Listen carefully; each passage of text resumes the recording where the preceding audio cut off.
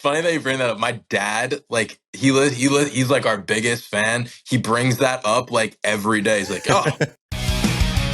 You're listening to Ourspace with Matt Batiste. Today on Ourspace, we're joined by a band called Good Sleepy. It's kind of funny. Last week, we interviewed Good Night Moon. This week, it's Good Sleepy. A theme around sleep, but yet none of these conversations are tiring, okay? Just want to remind you before we get into the chat to hit subscribe if you're watching on YouTube, and remember to rate and review the show wherever you're listening to it, whether it's Spotify, Apple, or anywhere else. That is the best way that you can support the show and the bands that we talk to. Now, this is a cool band that's made an awesome name on vulnerability, twinkly guitars, and just emotional songwriting and honest songwriting. Their sophomore record came out on February 13th. It is out now. Go and listen to that record as soon as we wrap up with the chat here. If you haven't yet, I promise it is going to be a fantastic record for you to listen to, especially if you're looking for a cool new band on the emo side of things. And now let's get into the chat with Good Sleepy on Ourspace.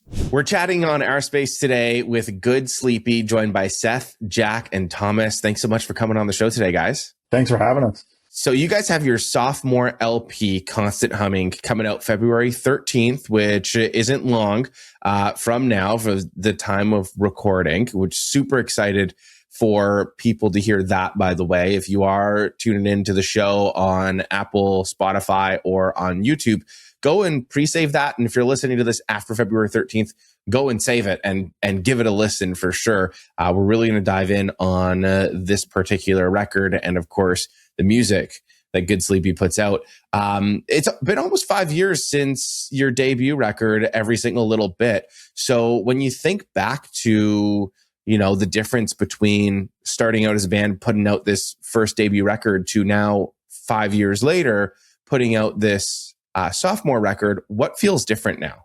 Yeah, I mean, definitely like the time for sure. So like the first record, when we put that out, like we were still really young. I think me and Thomas, we were 18.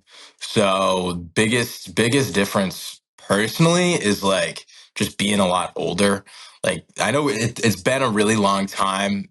Like, it's been 5 years since we put out a record, but I think that gave us like a lot of time to kind of grow up.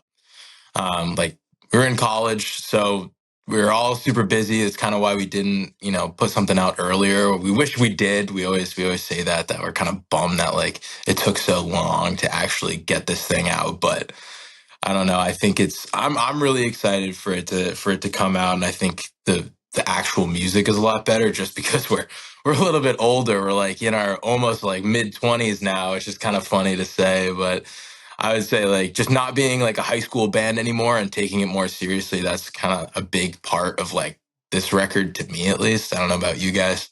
Yeah, well, I want to hear what Thomas and Jack have to say as well. Yeah, I'm going to expand upon that a little bit. I think obviously getting older has so much to do with it. We've gotten dialed in, everything's changed. We're more locked in as a band. We're more locked in with what we know about music and what we know about our instruments. I think we all are better performers and better players now. And I think the entire recording process has changed a lot too, since we were first putting out music, like I think our first release ever was 2018. We were that was when we were like 16 years old. We were just putting out EPs and singles all the time before our first album came out. And, I think as we've gotten older, we've wanted to more carefully craft what we put out. And I think it's definitely going to show on this album. So I'm excited. Building off of that I wasn't in the band when the last album was being recorded, but I was actually a fan of the band before I had been asked to join. So from my perspective, I think this record is a lot more mature and is exactly what Good Sleepy is supposed to sound like. You guys have described this album as the first truly cohesive body of work that you made since high school.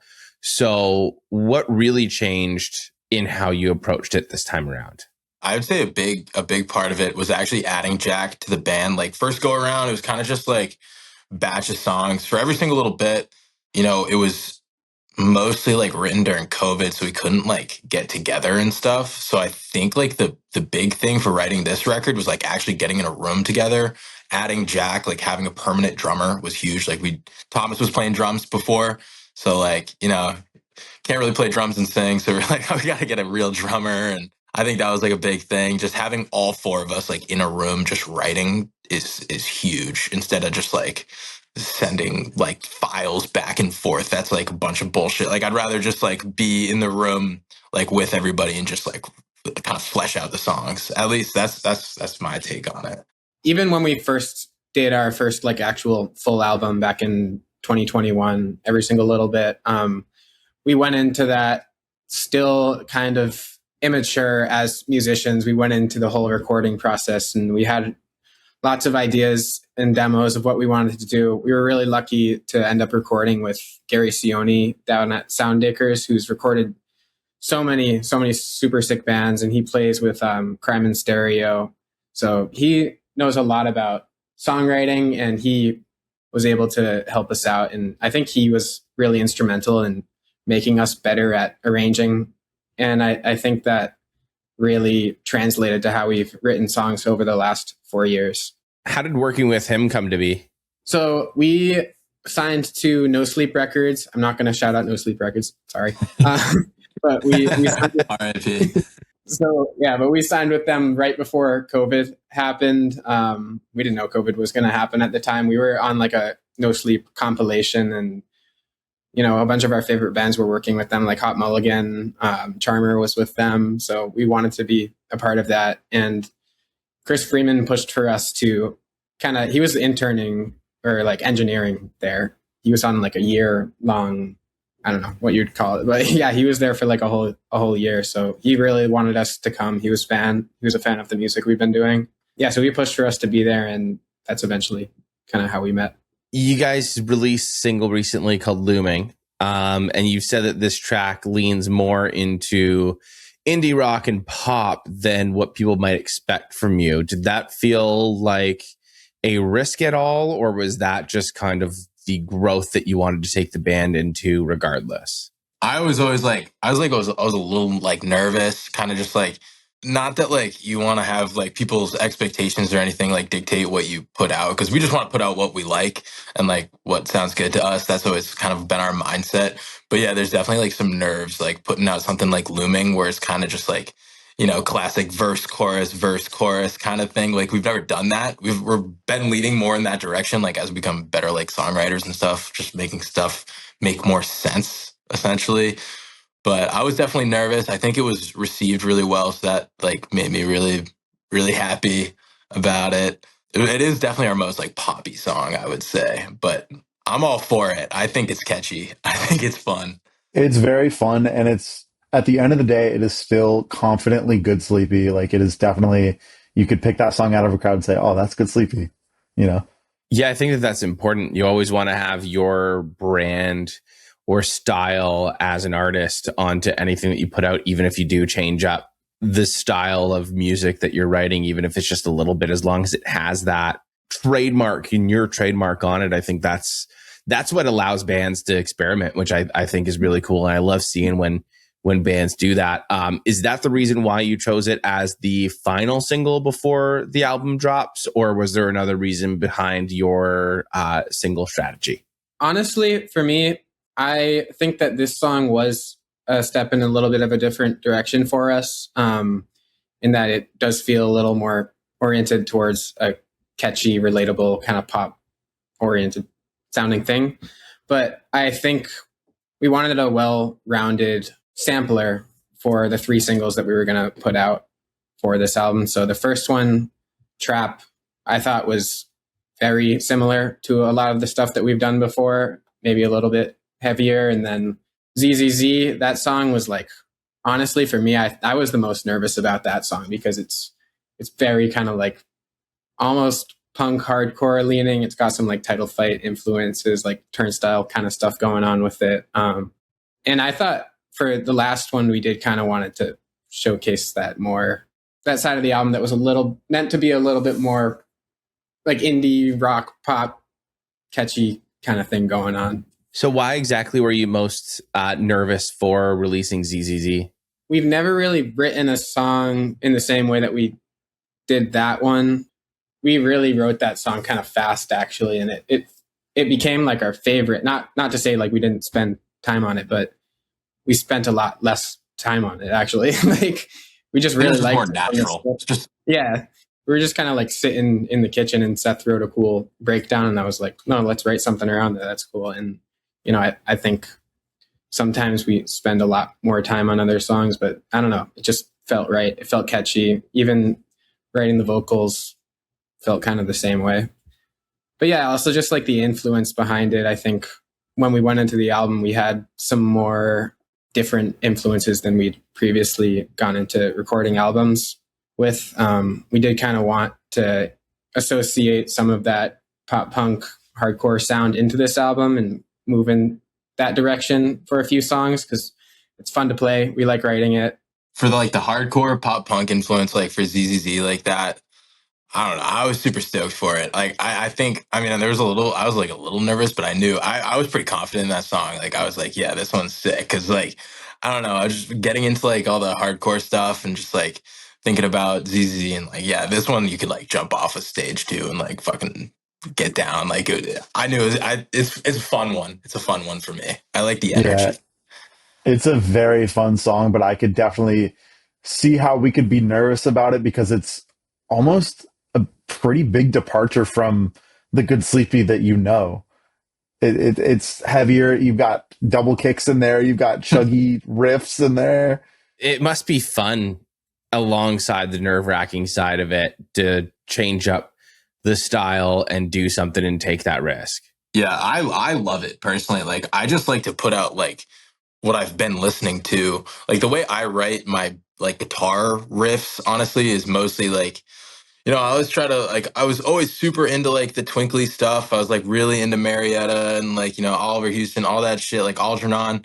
Kind of as I got older, like I got into like way more aggressive stuff. So when I'm like writing the riffs, I'm like, yeah, like I can feel the energy, it's like I can feel like this is gonna be sick live. Like that's honestly a big thing that we've started doing more too, like recently, is like how is the song actually gonna come out when we play it in front of people. I think that's like a big thing. Like, what is it gonna actually like make them feel, and like what's it gonna be like who's gonna be doing what.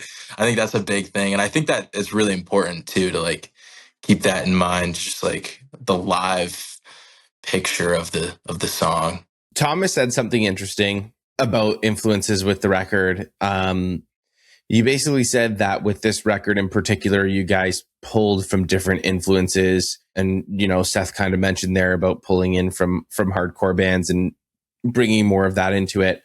What were you listening to at the time of putting together this record that you pulled from that you previously haven't before? We were all like super stoked on Turnstile. It was like right before Never Enough came out. That like got us into bands like, I don't know, One Step Closer. Those are the homies. They're really sick. So just like listening to bands like that, we were all really excited about the story so far too. They're like the more, obviously like more pop punk, but just getting into bands like that, just like all of us, we were like super excited. Like we all went to the Story So Far show together, all went to the Turnstile show together. Like that was like very awesome to me, at least. I don't know about you guys. I think that there even was some other like even emo bands that were just doing it a little differently, that especially for like live performance kind of stuff, that worked their way into it. Like we love our close friends in Park National. Seeing them play is always inspirational. Like they're just so tight and their songwriting is so good. Watching like bands like Riley play live, like just it goes so crazy, and it's they rip and everybody's losing their minds and they're just having so much fun. So yeah, I think working that into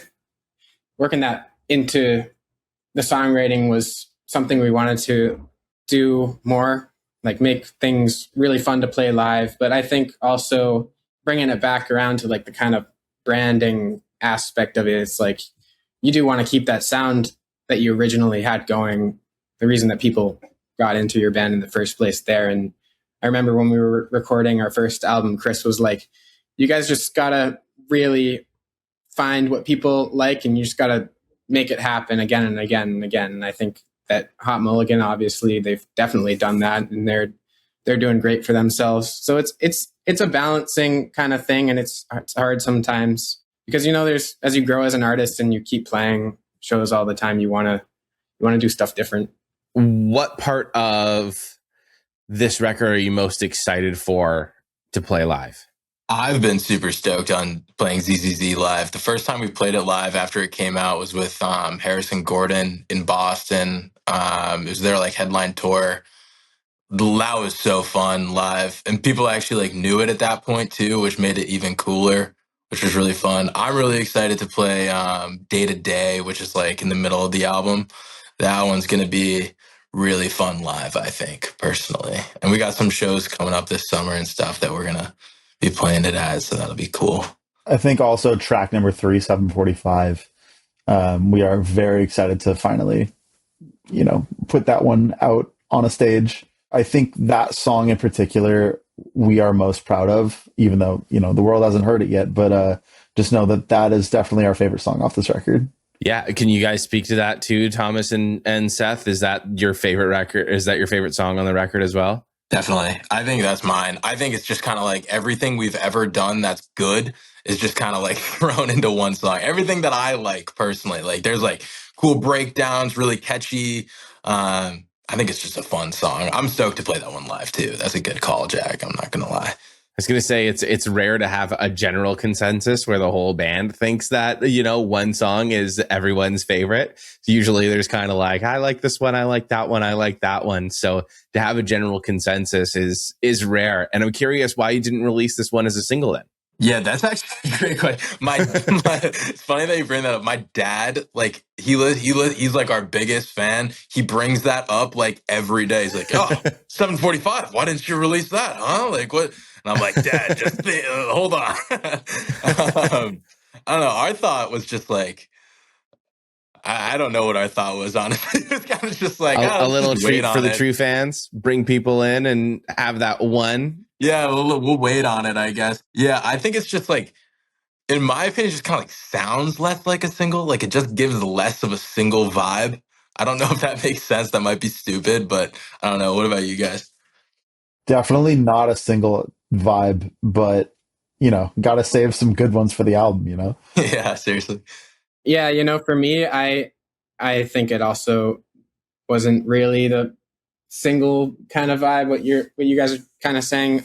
Also, I think to me, like I really love the first 2 tracks on the album, but like, and they both just hit so hard, and they bring the album in with such a bang. And I don't know, that third track at 745, I think it kind of settles you into the album a little bit more. I think that it feels nice that way. Like it's not like a track that's super far into the album, so I wasn't too worried about it being a single. I think most people will hopefully probably listen at least 3 songs into the album and dig that one, and keep listening. I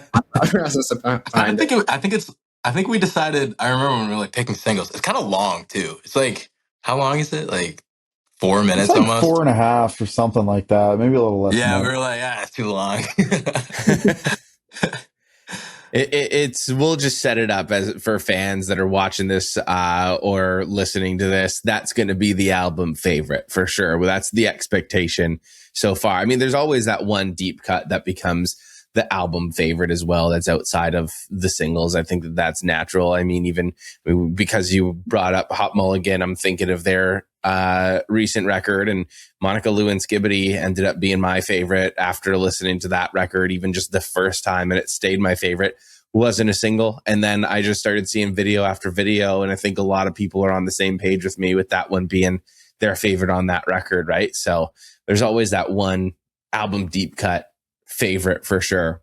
Thomas, I know you brought up Chris a few times and the help that that he had brought to the band, and I'm curious, it seems like you guys have had some help and some awesome people supporting you and helping you out. What have you learned from other people in the industry up to this point that helped you with this record? I would say personally, just like learning songwriting just from like Chris and Gary at Sound Acres, just like the base knowledge of like, this is probably what you want your song to do, just like how you want your song to go. That was huge for me. Like in high school, just being at the studio with like these people that I always like really looked up to and that are obviously insanely talented songwriters and just like know music, like they know what's good, you know? So just like learning from them, that was huge. Just like when we went into this, we had more of like the mindset when we were writing this record, like big picture, less just like, oh, this riff is cool, like let's just make a song around this riff. It's more like, okay, this is going to be like a full song. Like it's not just one riff, you know, it's more than that.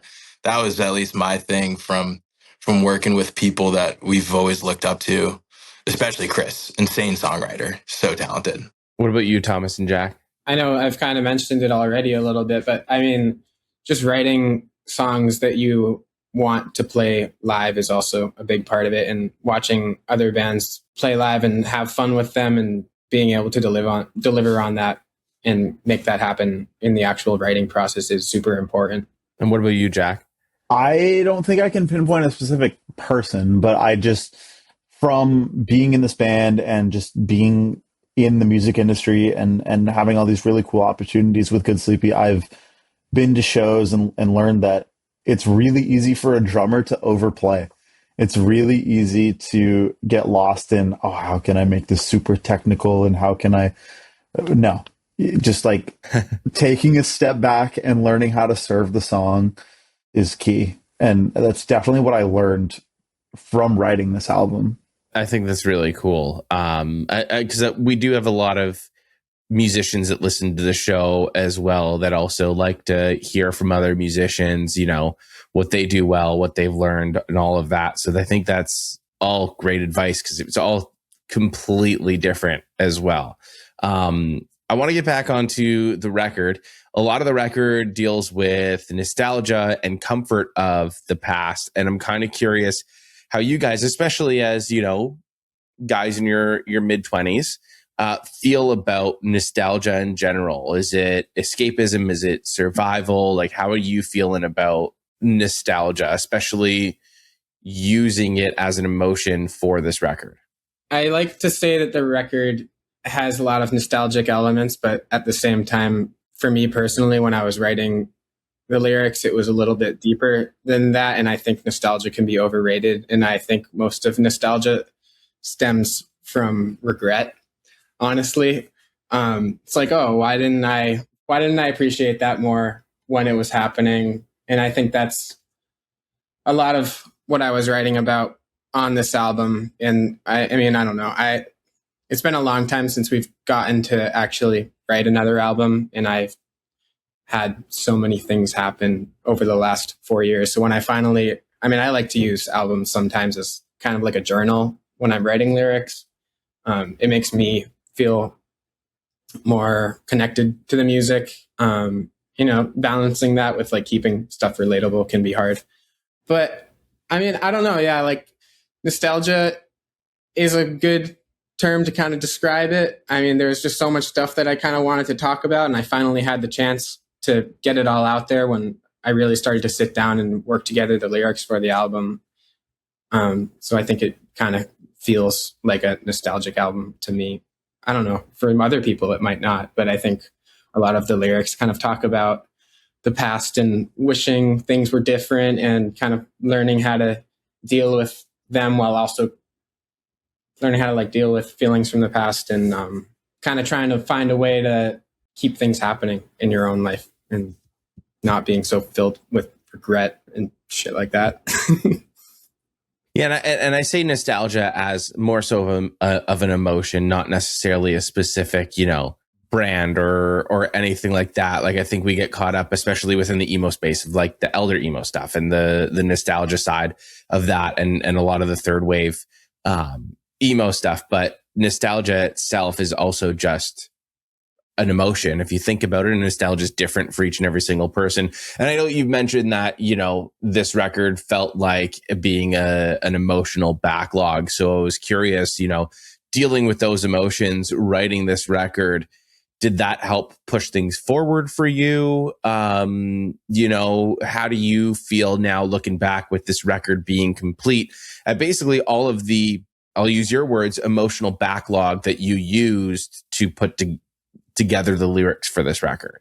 I think it honestly was super helpful for me personally. And I think like when I wrote every single little bit, I was in that place. And, you know, we've played the songs from every single little bit a lot over the last 5 years. So it's like, okay, I'm still talking about shit from 5 years ago. And getting to I kind of used this album a little bit as a way of closing off some of those feelings too. And I think it did feel like a resolution in some way. I was going to say, like, if, you know, writing these songs, especially if they are so personal and they're so emotional for you, and you wrote them so long ago, playing those songs live, does that feel like you're opening up a wound in that case? Or is this just kind of like, hey, these are songs from Good Sleepy that we wrote that people love and you can kind of disconnect from them? Yeah, you know, it can feel both ways. I wouldn't say that it's like opening up a wound, because it's also just so long ago that it's like, I don't even know. It's hard to really put yourself back. And that's like, put yourself back in the place that you were 5 years ago and really fully understand it. But I think that's what I was kind of trying to do with this album. Is this record more of a sequel then in that case, or is this just a separate project? I wouldn't say it's like a sequel. It does feel very separate in its own way, because, you know, a lot of other stuff has been going on in our lives and in my own life since the last one. So there was a lot more to talk about too. Of course, 5 years is a good amount of time between a debut and a sophomore record. So I'm sure a lot more like actual things within your life to inspire new songs as well. Like you grow a lot, especially, you know, I'm 34. I'm significantly older than you at this point. But you know, I remember being 20 to 25, like that feels like a lifetime, that gap, right? Like 30 to 35 doesn't feel very long, but 20 to 25 feels like a whole lifetime. So, and you have lived, I'm sure, a lifetime of different experiences. When writing this record, though, 14-track album, how intentional was the sequencing of the tracks? How did you exactly work that out? Were you telling a story, or walk me through that? I think at least like musically, it was a lot of like, it's kind of almost like a roller coaster. It's like, you know, fast song, slow song, fast song, slow song, like try to group different ones together. I don't know about lyrically. Thomas can speak about that more, about like telling a story and stuff. I can definitely hear that just from I'm almost like an outside perspective because I don't write the words, Thomas does. So I like hearing what he's thinking too. That's always like cool for me. But at least like writing the riffs and just like writing the music and just the way the album flows, I think there's a lot of like ups and downs, which I think is really cool. Like one song, like back to back, some songs are like crazy fast and in your face, and then it like slows down completely into like one of the slower songs in the record. I think that's pretty cool. I always like when other bands do that. I think that was also a big thing, is just like, if you listen to a record all the way through, like what do you like about that? And we just tried to like put that into our own record, which I personally like. I think all records should be like, it's like a journey. Like you should be able to listen to it front to back. It shouldn't sound like just like a bunch of singles, you know. It should have some connection to it. I don't know about lyrically though, Thomas, if you want to talk about that. Yeah, I'll talk about the lyrics a bit, but I do want to build on the instrumental part a little bit, just in terms of how we kind of built the actual sequencing of the album in terms of the instrumentals, because we do write all of our instrumentals first, which I mean, people do it different. That's just how we've kind of always done it. Sometimes when I'm writing my own music, for solo kind of stuff, for fun, I do it backwards and I write lyrics first. But we had a lot of songs and we were like, okay, this song is going to go into this song and this is how it's going to happen. And it's going to feel good because the last song was really hard and it's going to transition whatever this way and that way. And yeah, kind of what Seth was talking about there. But lyrically, I think it's kind of interesting because I started the album with kind of ideas of what I wanted to talk about, like the first things on my mind that I really wanted to get off my chest. And I honestly couldn't even tell you what was the first song that I wrote off the album at this point. It was a while ago, but I think towards the end, it's also like, okay, now I really want to like close this off and like finish it and have it feel done. And there's this story, and it kind of takes place over the actual writing of it. But then in the end of the day, it's like when the album is happening, I don't write the lyrics from first song to last song, and I write it in my own kind of jumbled way. Okay, it's like, I really like this song. I feel like writing the lyrics to this song right now, so I'm going to do it. But then, I think those kind of closer songs that I was working on finishing up the album with, that I was like really trying to make a solid conclusion, ended up feeling the most straightforward and being like, this is what the album is really about. Like, here's the themes. They're really on this song. And I think like 745 has a lot of that going on with it. So, it was one of the last songs I wrote. It felt like the end to me, but I think it just works really good as track 3 on the album too. So You talked a whole lot there too about, the emotions and the way that the songs feel, especially, creating a cohesive record from start to finish. What are you hoping people feel when they listen to this record for the first time? I mean, it is a personal album to me, and I think I've written a lot of very personal lyrics in the past, and some of them can feel abstract. And my goal for this album was to take my own feelings and have them come across in a relatable way. So I really hope that what I have said on the album can speak to somebody else. I love that. And I'm sure that that's absolutely going to happen. And I think that people do need to make sure that they're going to check out this record. If you're listening to this before February 13th, go and pre-save the record. Once again, if you're listening to it after February 13th, it is out right now. So go and listen to it as soon as you're done with this episode. Guys, there's one thing that we do on the show, because the name of the show is kind of a play on words from MySpace days. It is a nod to MySpace, because MySpace for me and so many other people was a place to connect with your favorite bands and then also to discover new music. So I want to keep up with the spirit of that. One question I ask at the end of each and every single show is for my guests to share who their favorite artists are right now that they think are either up and coming or underrated. So who are some artists that you think more people need to check out that you like right now? For me, there's a band called First Day Back. They're killing it. I just saw them at Something in the Way Fest yesterday, which is a long time away if you're listening to the podcast. But, after February 13th, yeah. But yeah, they were absolutely killer. It was a beautiful thing to watch. What about you, Seth? One Step Closer, extremely underrated. Their new record that came out, I think it was actually 2024 at this point. I think it was 2 years ago, yeah. Yeah, I think it was 2 years ago at this point, but I can't get over it. I think they should be, they're very successful, obviously, but I think they should be fucking playing arenas or something, because I love One them. Step Closer reminds me of the first time that I ever heard Comeback Kid. Like in the mid 2000s, Comeback Kid came out and I was like, whoa, who the hell is this? And then One Step Closer, I'm like, whoa, this reminds me of Comeback Kid. Yeah. And seeing them live, that energy as well. God. Like we were talking so much about live energy. Like they are definitely one of those bands that if you are listening to this and you haven't listened to One Step Closer, definitely go and check them out. They're fantastic. So good. What about you, Jack? I'm going to have to say this band called Meadowglade. I found them on Instagram, and I love Pine Grove. And if you love Pine Grove, you're going to love Meadowglade. They have literally one song out right now. It's called Magnolia. And hopefully there's more music on the way, because I can't stop listening to it. So. Oh, I love that. That's a deep cut for a band that only has one song. Is that their whole catalog is just one song? They dropped it like 3 weeks ago. They got me with their fucking Instagram reel. They really got me. Going to all the platforms. Follow. You just really did find your new favorite band.